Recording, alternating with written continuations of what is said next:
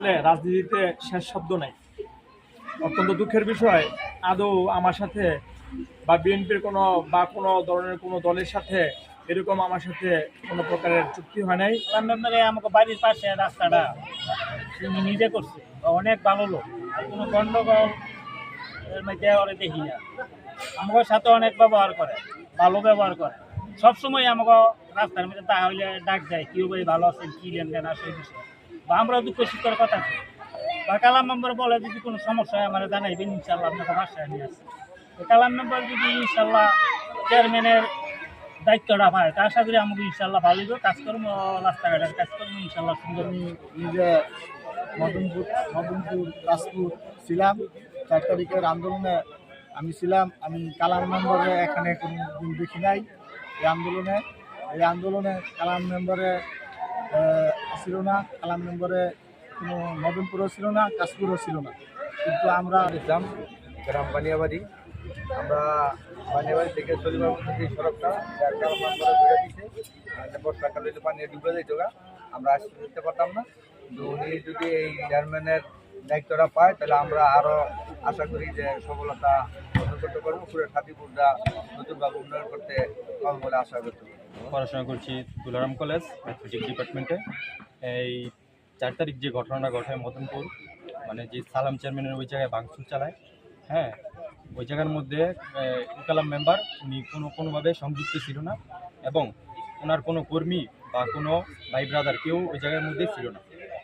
আপনাদের ওয়ার্ডের অনেক উন্নয়ন হয়েছে, এবং কাজুদি যে মাঠটা স্কুলের মাঠ, এখানে 20 ফুট গভীর ছিল। উনি আমাদেরকে সাথে নিয়ে স্কুল মাঠ ভরাট করছে। আমরা অনেক কালাম মেম্বার এই ওয়ার্ডের বা এই ইউনিয়নের চেয়ারম্যান হয়, তবে আরও উন্নয়ন হবে আমরা এটা বিশ্বাস করি। এবং কালাম মেম্বার কোনো দলের সাথে জড়িত না, উনি কোনো দিন কোনো মিটিং মিছিলে যায় নাই, আমরা দেখি নাই। 4 তারিখ যে ঘটনাগুলো হয়েছে, অনেক ছাত্র নাকি বলছে উনি নাকি গেছে। আমরা স্পোর্টে ছিলাম, কাশপুরেও ছিলাম, মদনপুরেও ছিলাম, ওনার কোনো সম্পৃক্ততা আমরা পাই নাই এবং দেখিও না ওনার। আমি আপনাদের সালাম জানাচ্ছি, আসসালামু আলাইকুম রহমতুল্লাহি ওয়া বারাকাতুহু। গত 4 এবং 5ই আগস্ট বাংলাদেশের যে আন্দোলন হয়েছিল, সেই আন্দোলনের প্রেক্ষাপটে আমাকে দায়ী করা হয়েছে। সোনারগাঁও উপজেলায় গতকাল আমাদের এলাকার কিছু কমলবদ্ধ শিক্ষার্থী তারা গিয়ে আমাকে বলেছে যে আমি বিভিন্ন আন্দোলনে ছাত্রদের বিপক্ষে, আওয়ামী লীগ সরকারের পক্ষে অংশগ্রহণ করেছি। আসলে আমি কোনো ছাত্র আন্দোলনের বিপক্ষে, আওয়ামী লীগের পক্ষে কোথাও কোনো মিটিং মিছিল করিনি। এককভাবে কোনো রাজনীতিতে আমি স্পষ্টভাবে জড়িত ছিলাম না।